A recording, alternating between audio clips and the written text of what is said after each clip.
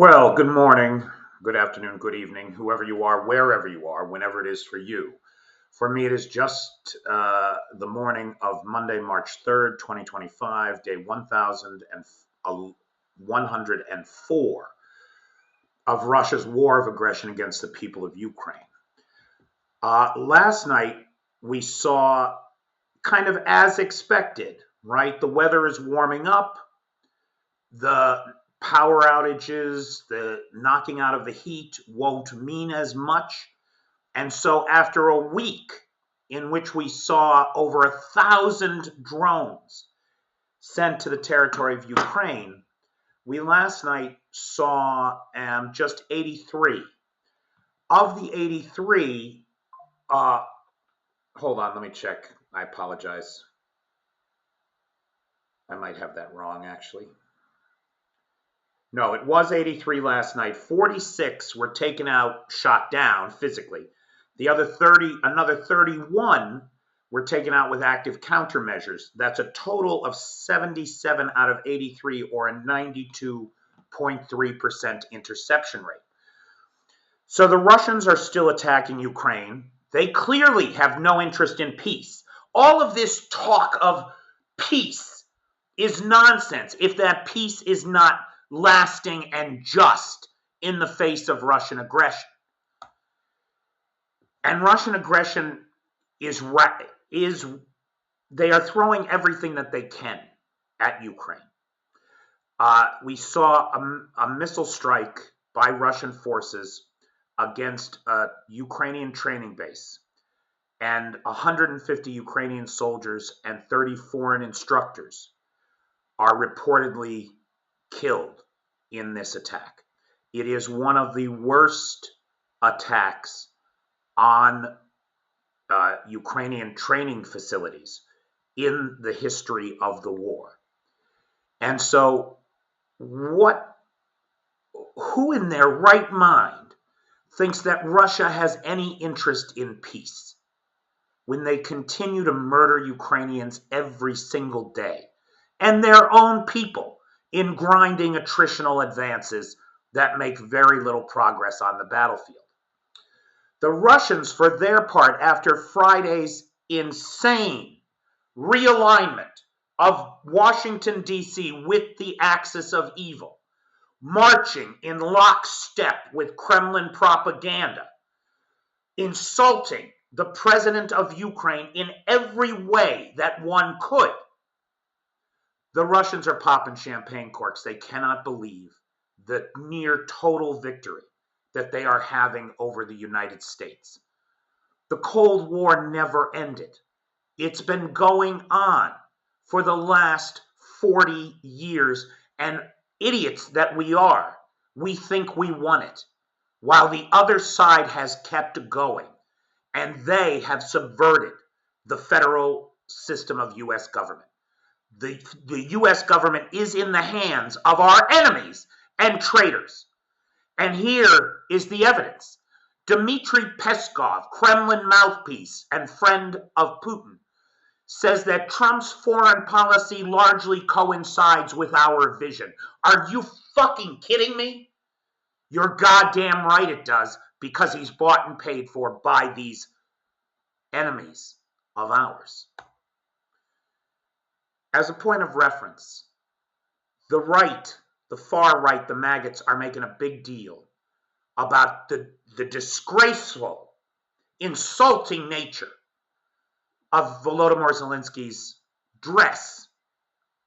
He's a wartime president.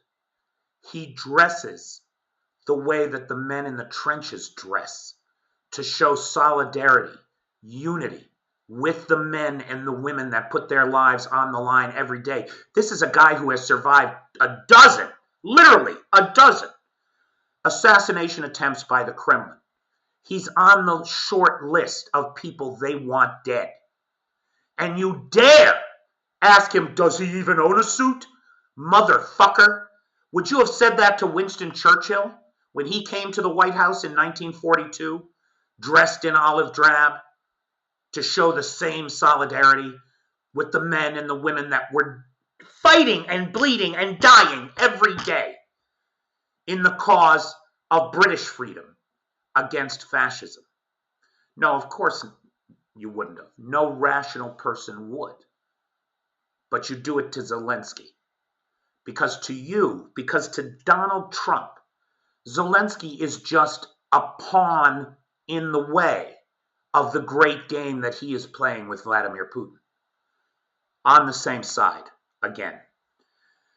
Now, Trump, with his insistence on excellence and expertise, reposted this truth bullshit from an amateur DJ and blogger. I mean, that's who said these words. And the President of the United States felt the need to retweet them. What does it say? Now Zelensky will have no choice but to back down and accept Trump's terms. But here's the genius part. Trump is actually protecting Ukraine without dragging the U.S. into war. This is nonsense. Trump is serving his own interests. Trump has abandoned our ally Ukraine and is insisting on these nonsense pretexts that he's been insulted by Zelensky.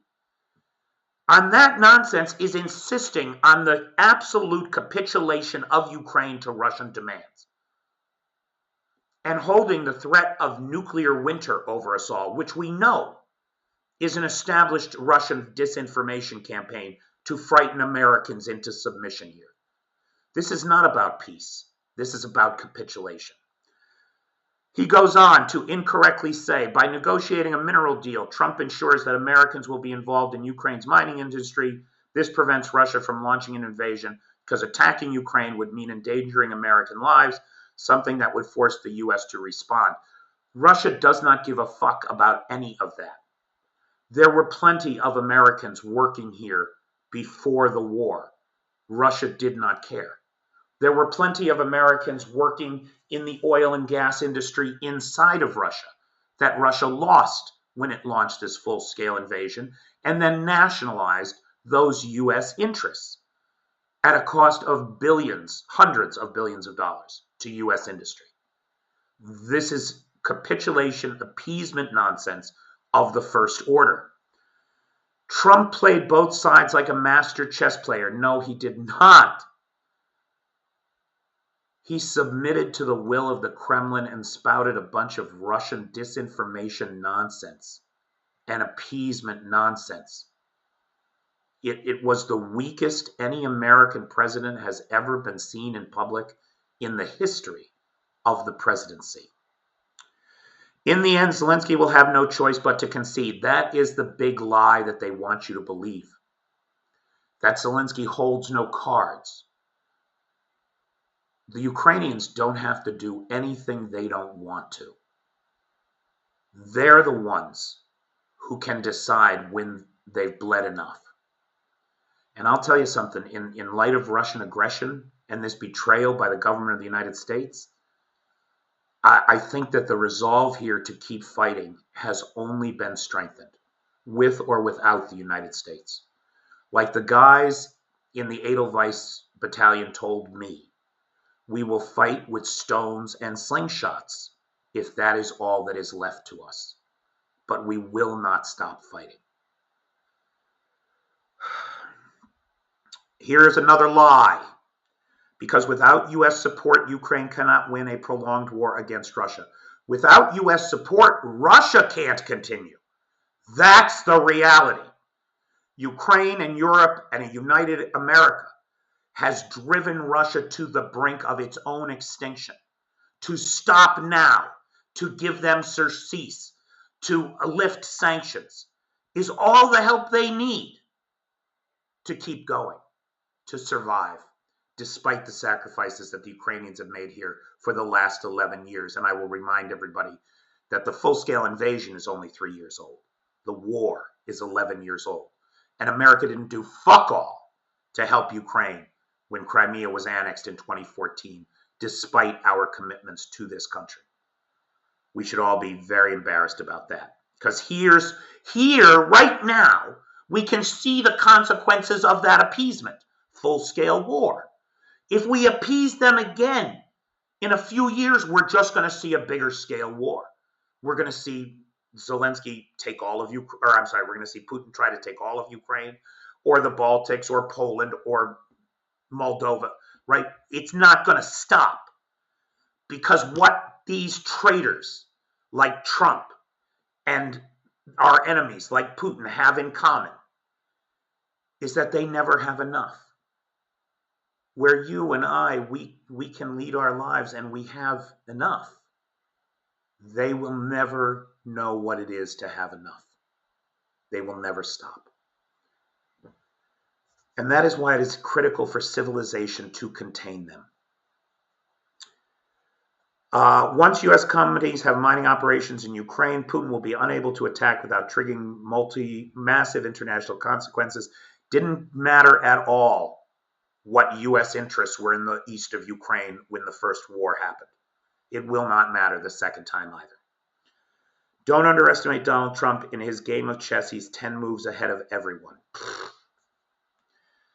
As far as I can tell, Zelensky is the one playing chess. Trump is playing Uno. Trump will discuss on Monday, so this is today. We expect something out of the White House today, the possible suspension or complete cancellation of military aid to Ukraine, including weapons previously paid for by the Biden administration, the New York Times. This idea that Trump can retroactively undo the good work of the last administration is a betrayal of all of our history as Americans, the continuity of American foreign policy, the commitment to our allies. Trump is undoing it all and destroying the reputation of the United States in the international arena. The Trump administration has said through private channels that it wants a public apology from Zelensky in order to improve relations, according to Bloomberg. Now, we get some of that from Lindsey Graham here. Many of the Republicans are coming out and spouting this kind of nonsense. It is Zelensky that should demand an apology from the United States for that ambush that he walked into. And if you don't think it was an ambush, what the fuck was the Vice President of the United States doing there? For your whole life and my whole life, you hardly ever see the President and the Vice President together. It's a national security concern.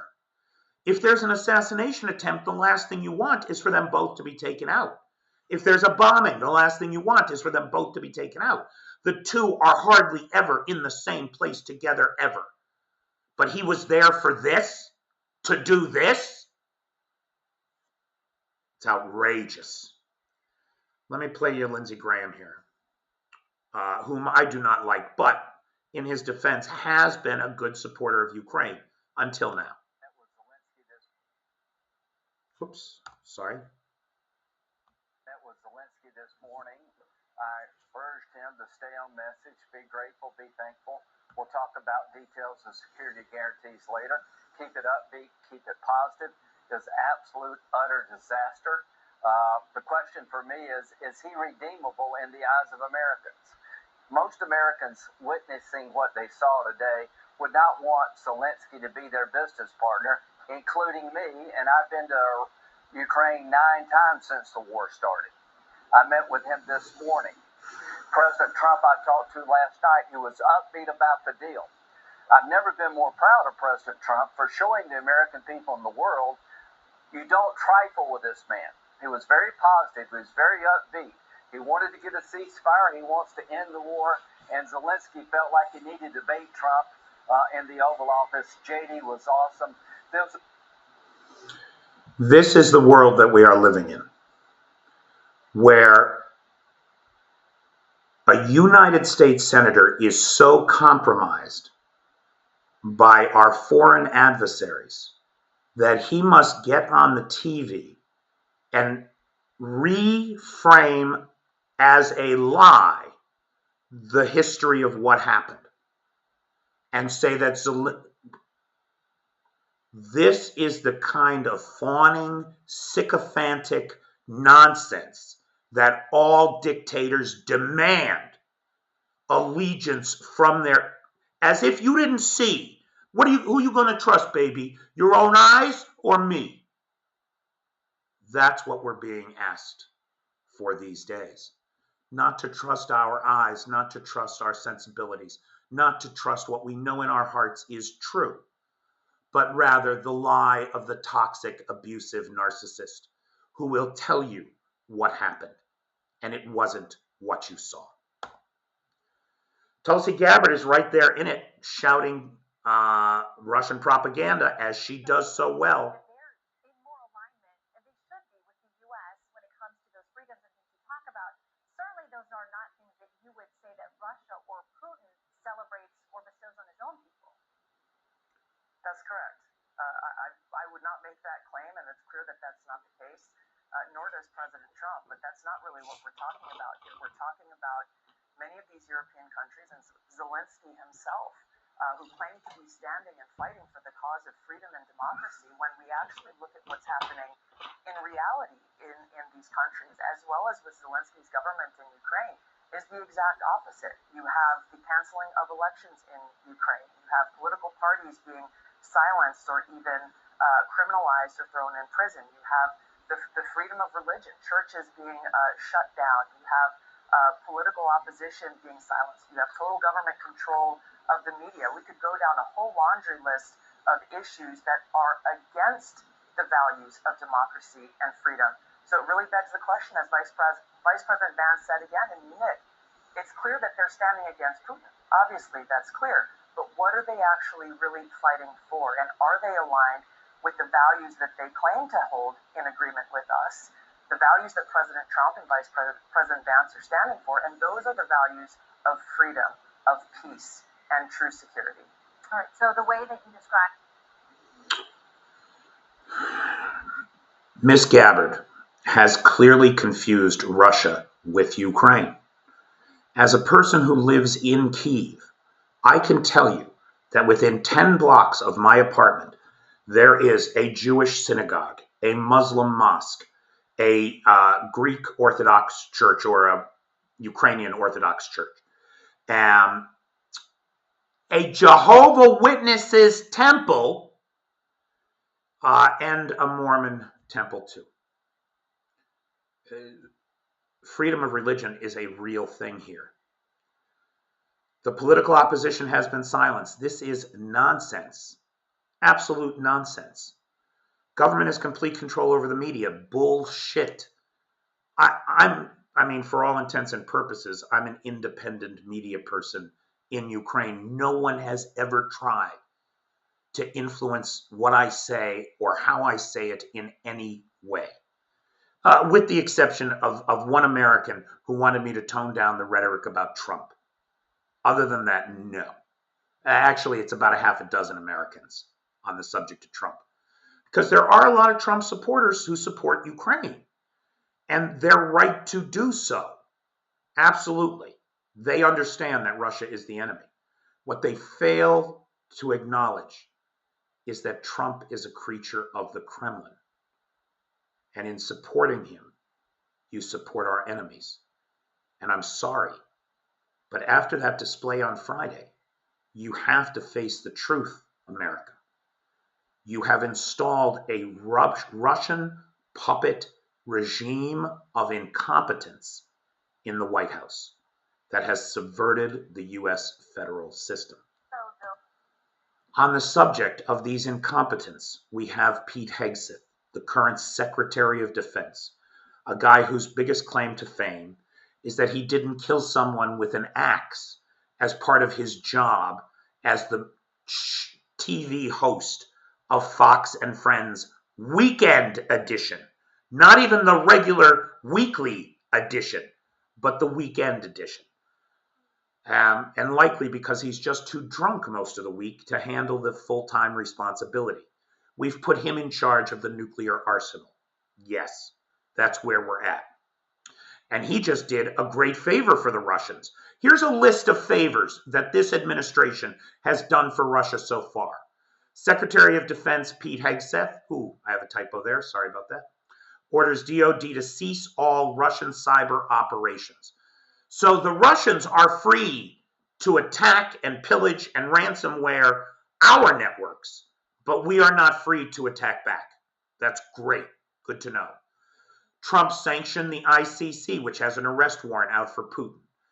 Operation Klepto Crypto was closed. That was the operation to determine the illegal activities and that was the operation to seize the assets of Russian oligarchs that were known to be committing crimes in the United States, from the investigations into them, which have also been stopped.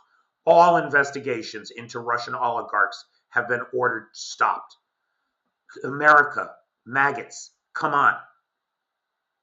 The guy is a tool of the Kremlin. And then, of course, gold card citizenship, which is a betrayal of everything that it means to be an American. If you have money, you can fast track your way to citizenship. We know what this is about. The Russian oligarchs are afraid that their country will not survive this. They are looking for escape routes. And so $5 million to become a U.S. citizen and bring your gang of thieves and thugs and gangsters to America that's ripe for the picking by you and your crew of grifters, that's exactly what Trump wants.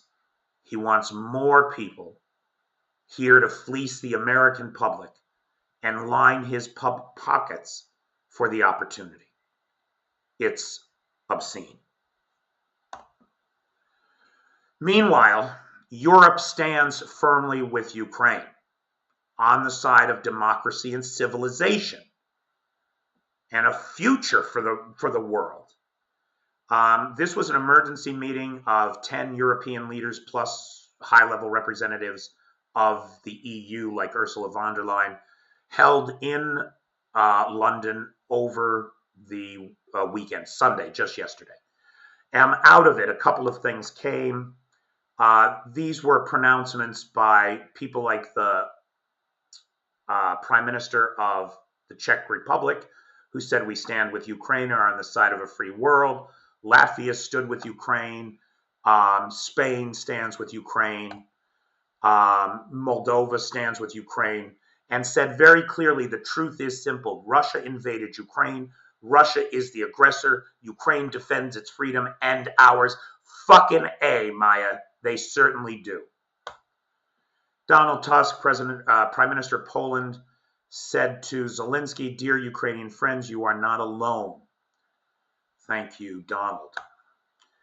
Out of the meeting yesterday, Starmer said there are 4 steps agreed upon at the summit. Keep the military aid flowing and ramp up economic pressures on Russia. Ensure Ukraine's sovereignty and security. Keep boosting Ukraine's defense in the event of a peace deal to deter future invasions. Rally partners to join a coalition of the willing to provide security guarantees for Ukraine, but Starmer said it needs U.S. backing to succeed. I don't believe that's true. I think the U.S. has enough problems of its own, and the current administration is never going to be on your side. It is time to stop hoping that Trump is going to be somebody that he's not. The good news is that the British also announced a major weapons package for Ukraine, valued at about 1.3 billion pounds, and that includes 5,000 air defense missiles. So everybody who's afraid of the loss of American support, you got 5,000 air defense missiles on the way from the UK, so that the Air Force can continue to do its phenomenal job of keeping the skies over Ukraine clear as much as possible. Now, international response to the greatest geopolitical upset of the last 80 years, the realignment of DC with Moscow, of all things, has led to some interesting international events like Hallback bunkers who refused to refuel an American ship and urged the world to not provide fuel for Americans. And who can fucking blame them as we ditch out at this critical inflection point in history? It's a crime and a sin. Democrats in the US are mostly making a lot of noise and doing nothing somehow. Chris Murphy summed it up very nicely, I thought, the current state of life in the United States. Measles outbreaks are back. Grocery and gas prices are up. Bird flu is spreading. All our allies hate us. Air travel is getting unsafe. The stock market is tanking. The government is about to shut down. And he's only been president for 6 weeks. This is just the beginning. It is just the beginning if we don't do something about it. We have to do something about it. He cannot be allowed to continue. Even Republicans are voicing objections to the treatment of Zelensky, though not all of them. Lots of them are parroting the line like Tulsi Gabbard did. This is the most embarrassing and shameful moment I've ever witnessed from the Oval Office. A bad day for America's foreign policy. Zelensky flew to Washington, but he walked into the Kremlin. Now that's insightful right there. That's an acknowledgement of what's really going on. I'm horrified by the way President Zelensky was treated by Trump and Vance in their Oval Office meeting today. Once again, Ukraine is a democratic ally that was invaded by Russia. Just a little bit of truth from Representative Brittany Peterson. Again, the traditional Republican Party is voicing their objections. But the Trumpists was so, I think, stunning to all of us in the Oval Office was that it was not clear Zelensky was going to go to negotiations at all, that he would ever be able to negotiate with Putin, and whether he shared our goal of ending this war. So what I made clear as Secretary Rubio, and I said, look, this cannot proceed, was that this was a huge missed opportunity for him and for his country. He could have left the White House on Friday on the heels of an engagement with President Macron of France, with Prime Minister Starmer of the United Kingdom, where they were talking about European boots on the ground, security guarantees for Ukraine, a positive movement towards ending this war, and having Ukraine and the United States being bound together for a generation economically. But what we made clear was that could not proceed, at least for now. And President Trump said in his announcement on X, when President Zelensky is ready to truly engage for peace, he's welcome back anytime. As if the man who has watched 50,000 of his troops get buried isn't ready for peace. But peace that is not a lasting peace, peace that is not a just peace, is no peace at all. It's just capitulation and appeasement to the dictator. And it is clear to me that an anti-Ukraine information campaign has been launched in the United States amid sharp public criticism of Trump following his meeting with Zelensky. A number of government officials simultaneously made statements about the need to re-elect Ukraine's president, Zelensky's unwillingness to negotiate, and the breakdown of dialogue. Among them clearly was Mike Waltz, Tulsi Gabbard, Pete Hegseth, Marco Rubio, to name a few. This parroting of Russian lies from American political officials, high-ranking American political officials, should shock and concern every American of conscience. The U.S. federal system has been subverted by Kremlin agents. You are now in the hands of the Russians, America, and they are dismantling you from the inside out while you dance to YMC fucking A.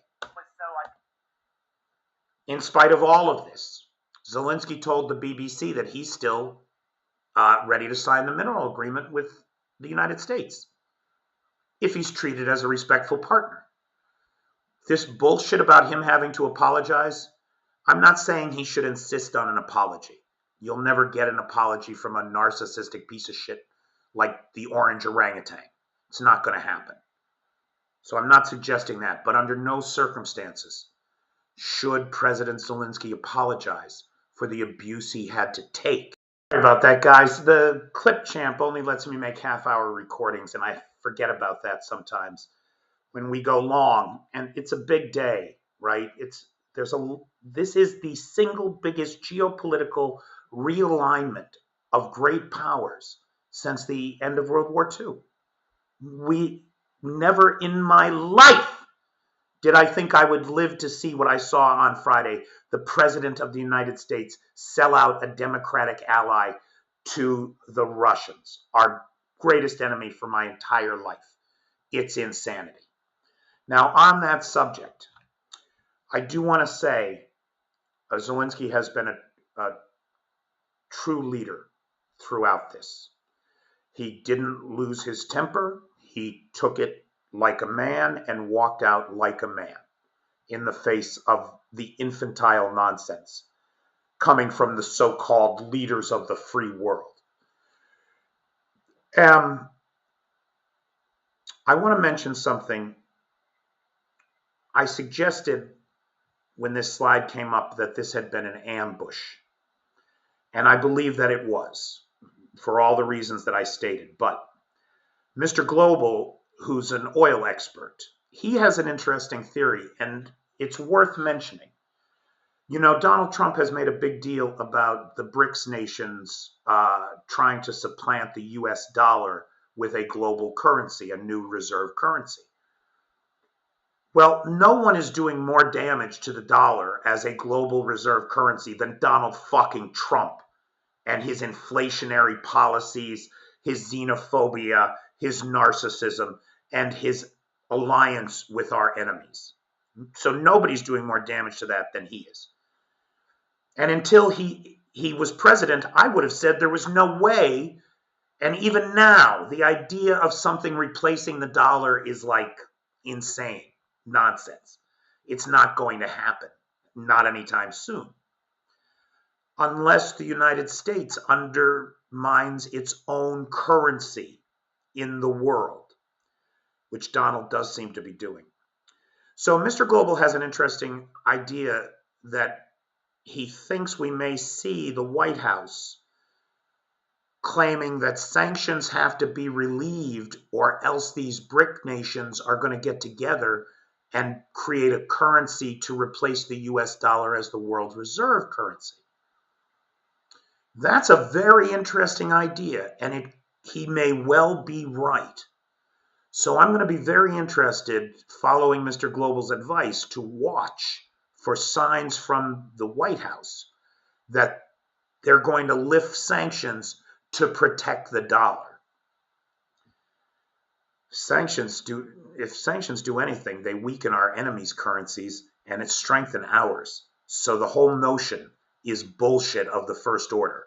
And I want to thank Mr. Global for pointing that out.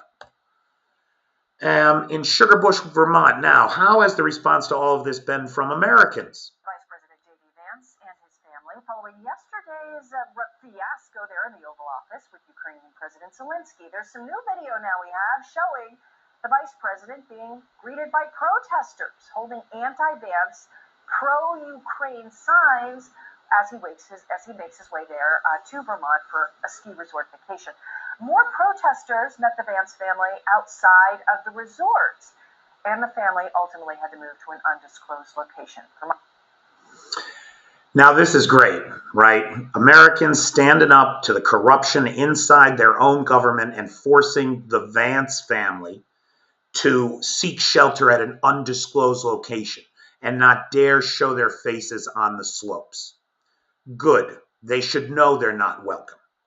They should know that people think that they are the enemy. Americans today are largely, so this is a CBS poll, which by definition is going to be very middle of the road in terms of who watches it, right? And who's likely to respond. The real number of Americans who support Russia is probably somewhere between 15 and 28%. That's the estimated number of maggots that there are in the American electorate. But in the middle of the road, the CBS audience, about 52% support Ukraine, 44% are isolationists. They can't see beyond their own kitchen table issues. And this is probably a good description of much of America. There was another poll out that 54% of Americans blame Trump for the fiasco in the White House. 45% blamed Vance, and then a small percentage, like 4%, blamed Zelensky. So the average American is clearly not falling for the White House, the Kremlin line that the White House is repeating. And that gives me hope. This gives me hope, right? This is Blue Star 6. She's a member of the Patreon. And she sent me a picture of the blue and yellow that she put on the tree outside her house. And that is the kind of thing that every American can do, and that I encourage every Patreon supporter to please do. Fly the Ukrainian flag at your home. Decorate the trees in your yard with Ukrainian colors. And send me pictures. You send me pictures, I will make videos about them. And Blue Star also sent me this quote from JFK. Moral courage is a rarer commodity than bravery in battle or great intelligence. Yet it is the one essential vital quality for those who seek to change the world which yields most painfully to change. Each time a man stands up for an ideal or acts to improve the lot of others or strikes out against injustice, he sends forth a tiny ripple of hope, and crossing each other from a million different centers of energy and daring those ripples to build a current which can sweep down the mightiest walls of oppression and resistance. I didn't fact check this quote as coming from JFK, or I'm sorry, RFK, Robert Kennedy Jr. But I like its sentiment, and I feel that it is true. And just like Blue Star did this at her place, you can do it at your place. And together we can send lots of ripples of hope out into the world. Just seeing that their neighbors support Ukraine will change people's minds. And I encourage you to help change those minds. And send me pictures, and I will make videos. And we will share them with the Ukrainians, who will be happy to see them. I promise you. On the front lines, we're seeing some movement for the first time around Pokrovsk, the Ukrainians retaking the village of Kolkatny, and squeezing a bunch, maybe 100, 150 Russian troops into the cauldron. If they are unable to get out from there. I'm sorry, I said Pokrovsk. This is Toretsk. And so this is not the village of Kolkatny. I apologize. This is the village of Kremitsky, just outside of Toretsk. And there's probably a couple hundred fighters in that salient, and they are about to be cut off. However, the Russians have advanced in Kursk. This salient here has been completely retaken by the Russians, and the Ukrainians have lost a little space up here. Here's the updated map as of today. So while there are advances on the front line, we see a little bit of loss in Kursk. Now, in Russia, 1,400 miles from Ukraine, a refinery that has not been hit by before, the Ufa, is on fire. This makes the 20th unique oil refinery of the maybe 30 with 22 working refineries that Russia has now hit, and brings the total number of strikes against Russian refineries to 41, if I'm not mistaken, 41, something like that. So this is currently on fire now. And then finally, a little laugh. Finally, you're dressed appropriately for the Oval Office, mocking Donald Trump's ridiculous criticisms of Zelensky in the light of how millionaire Musk dresses every day, right? I mean, it's a joke. It's a joke. Anyway, guys, sorry about the two parts thing. I'll try to be more conscious of that in the future. And I will see everybody in the live tonight. Thank you.